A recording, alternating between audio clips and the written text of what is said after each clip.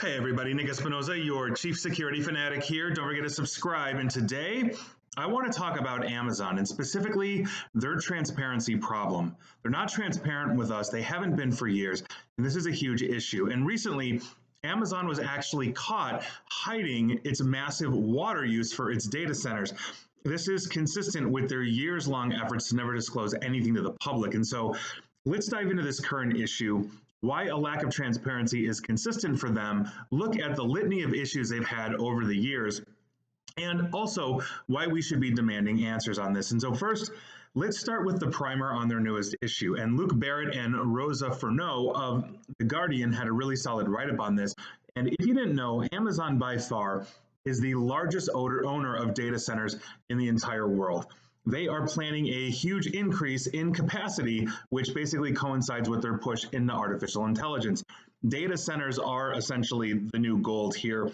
It's a construction boom, and data centers consume an absolute enormous amount of water. They operate, for the record, hundreds of active facilities, with many more in development, despite concerns over how much water is being used to cool their vast array of circuitry. And that's true of the entire data center business, but they are the 800-pound gorilla in the room. And Amazon defends its approach and says it's taken steps to manage how efficient its water use is, but it's faced a lot of criticism over its transparency. So, for example, Microsoft and Google, both of which obviously own massive data centers themselves, and for the record are absolutely dwarfed by Amazon, regularly publish figures for their water consumption. Amazon has never disclosed how much water its server farms consume. And when designing a campaign for water efficiency, Amazon's cloud computing division chose to account for only a smaller water usage figure that does not include all the ways its data centers use water, basically to try and minimize, apparently, the risk to its reputation, according to a leaked memo that has been seen by both source material and also The Guardian, who I'm cribbing from here. And here we go. The numbers are absolutely insane of what we do know, and we do know that they are not complete. Amazon as a whole has consumed 105 billion gallons of water in total just in 2021. That's as much as 958,000 US households, which makes basically it a city that would be bigger than the consumption of the entire city of San Francisco, according to the memo. And remember, that's 4 years ago. They're much larger now, and they're still growing, and we do believe that number of 105 billion gallons in 2021 is less than what they actually used. So, asked about the leaked document, Amazon spokesperson Margaret Callahan described it as quote-unquote obsolete and said it, quote, completely misrepresents Amazon's current water use strategy, end quote. Don't know how, Margaret, but you're probably using more than that. So let's look at their history of not telling us about virtually everything when there are very public issues that we should be getting answers on. I went back throughout my history as I've been doing videos, podcasts, and radio segments for literally years now, and basically pulled a lot of this from that and then went searching. So I'm going to tell you who's reporting on these things as well. And you'll see I'm not getting these from like some random source. It's important to understand that they have had transparency issues with us going back for years and years and years. So with that, these are not in chronological order, but the first one is from 2018, and essentially they had a customer data exposure due to a technical error. Amazon emailed users saying that names and emails were quote-unquote inadvertently disclosed, but they wouldn't say how many customers, where the data was exposed, or exactly what went wrong, according to the LA Times. On top of it, in another incident, basically we're talking about human review of Alexa audio. That is the Amazon Echo in your home. And essentially, investigations showed large teams were listening to Amazon Echo recordings, and it wasn't made clear to users, meaning if you own an Amazon Echo, until a news outlet exposed it, then prompting later policy tweaks by Amazon regarding this. In other words, they were letting humans essentially listen to the conversations that your Amazon Echo was picking up as you're in front of it. And there's going to be more on that soon. And Bloomberg, for the record, reported that one. On top of it, we can switch to Ring. I literally just did a recent segment on Ring and their absolute disaster of a nightmare issue that's going on, which we'll talk about in a second here. But we had an incident a while back where Ring's app disclosed third-party tracking. And so that is the huge issue, because the segment that I just mentioned was on expanding the US surveillance state, where ICE, the Immigration Customs Enforcement, Secret Service, and even the military would start getting access to Ring footage. Now, the Electronic Frontier Foundation, or EFF, found that the Ring Android app was sending personally identifiable information to multiple analytics and marketing firms, and Amazon did not proactively disclose these trackers and offered limited details in response. The LA Times covered this, the EFF covered this, and some of the others. Sticking with Ring, they haven't been transparent about their police partnerships and their scripted public statements. Public records reporting showed that police departments signed communication agreements and then used company-approved scripts, and these partnerships were often undisclosed until journalists essentially found them and exposed them, again, according to reporting in Gizmodo.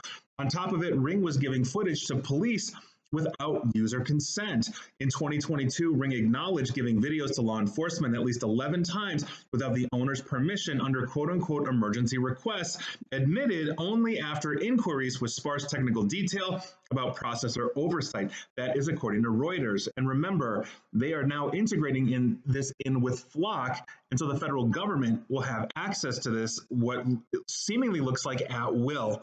On top of it, we've got Amazon Prime. They were caught using dark patterns. The FTC alleged Amazon enrolled users in Prime and made cancellation hard via manipulative UI, or user interface. The complaint detailed internal resistance to straightforward fixes. In other words, Amazon employees knew about this, wanted fixes, and the leadership didn't. Amazon denied the wrongdoing, yet the filings themselves document years of essentially opacity around their design choices. This is literally from the FTC themselves, the Federal Trade Commission. On top of it, using third-party seller data for private label products was something that Amazon was caught doing as well. The Wall Street Journal reported that Amazon employees used third-party seller data despite the company's public assurances to the US Congress. Amazon did not fully explain how widespread it was or name accountability. Basically, Business Insider also had a recap of this, as well as the Wall Street Journal. On top of this, we have a product called Amazon Sidewalk.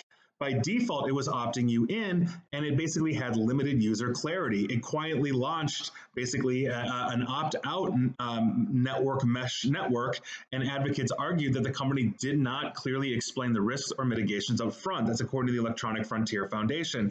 In other words, it could mesh all of the Amazon Echoes and wireless in around the area to basically offer mesh networks for wireless access, all these kinds of things. And if you had these Amazon products, you simply were part of it.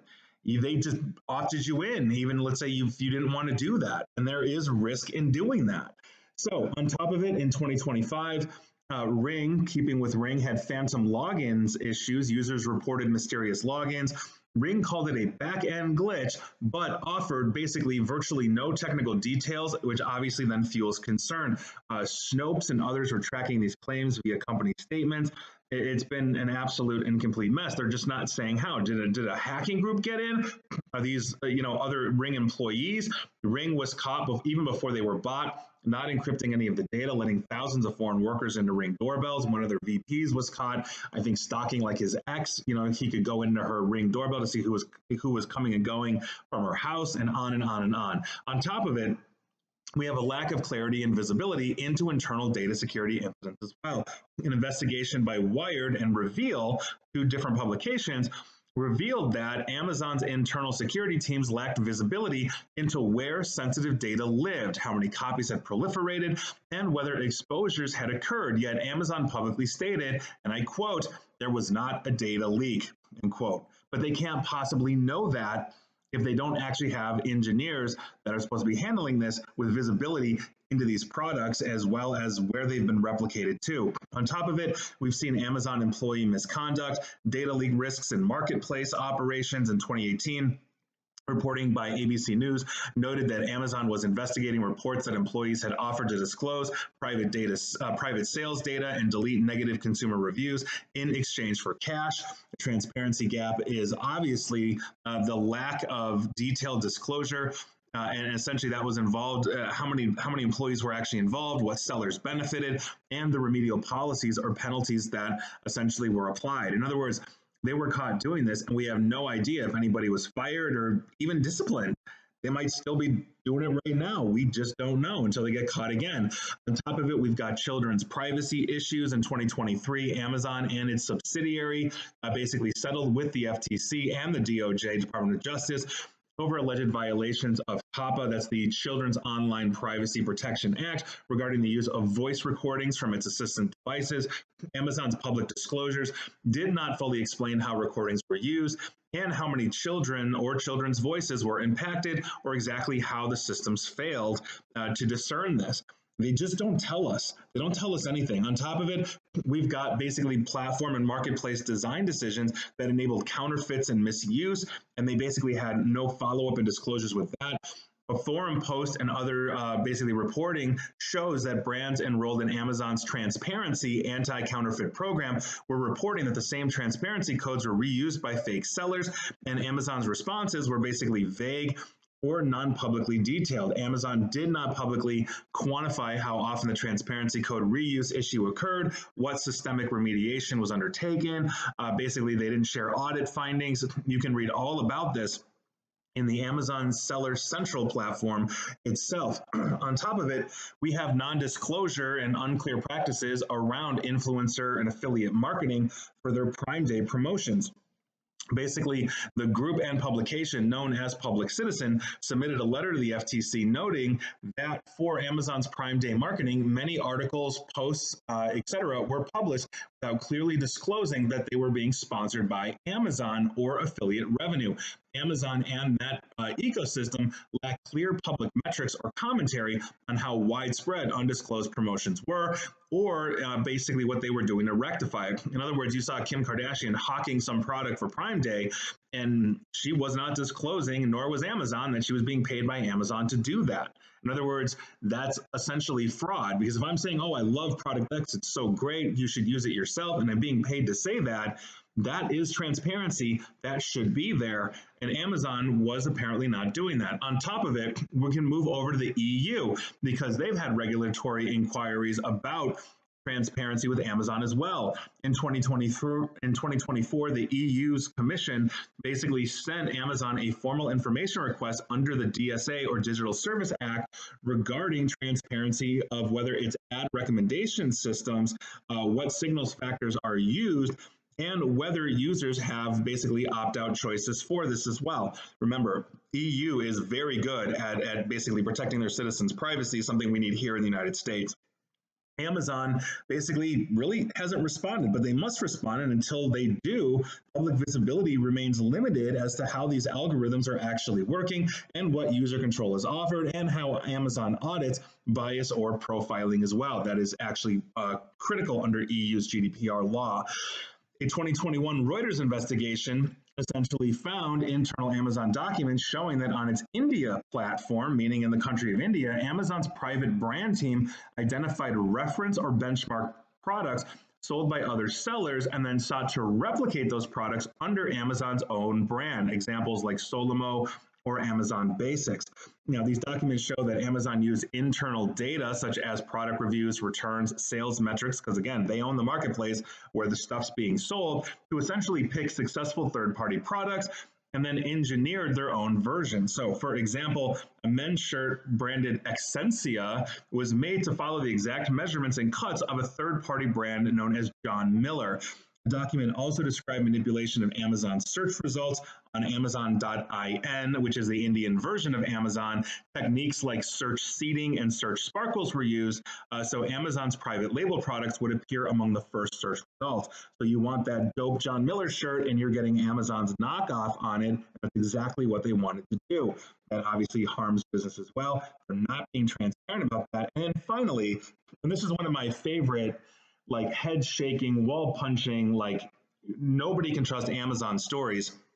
We're heading to Portland, Oregon in May of 2018. A family reported basically to Amazon initially that their Alexa smart speaker had secretly recorded a private conversation about hardwood flooring and then sent the audio to one of the husband's employees who lived hundreds of miles away. The recipient called the family immediately to warn them that they should unplug their Alexa device because they're being hacked. The story was first broken, though, by Seattle's KIRO7 News, and then picked up by news outlets including Washington Post, CNN, The Guardian, et cetera, et cetera.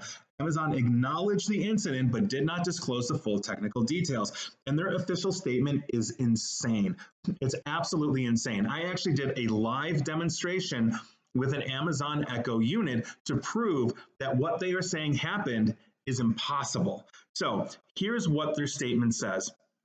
Basically, that the Alexa, aka Echo, misheard a sequence of commands. The device supposedly woke due to a word that sounded like Alexa. Then it supposedly misinterpreted words in the conversation as send message. Then it basically, the Alexa allegedly asked out loud to whom it should send the recording, and the background conversation produced a name similar to the contact in the user's phone. Then the Echo supposedly confirmed aloud, again, misheard a confirmation, and sent a message. Amazon said it was an extremely rare occurrence. There are more stars in the universe mathematically, and I did the math back in the day for that to actually happen. They never released any logs, audio samples, or internal forensic analysis showing how the device could basically chain those misinterpretations together to do exactly what it did. It doesn't make sense. And I literally put out a recording. It's a video. I also have a audio version of it, but go watch the video where I'm like Blexa, Integra, Schmexa, Nexa, Blega, Alexa, and it fires up. It hears and it's accurate, and it has to constantly hear to basically understand that it's waiting for its key trigger word.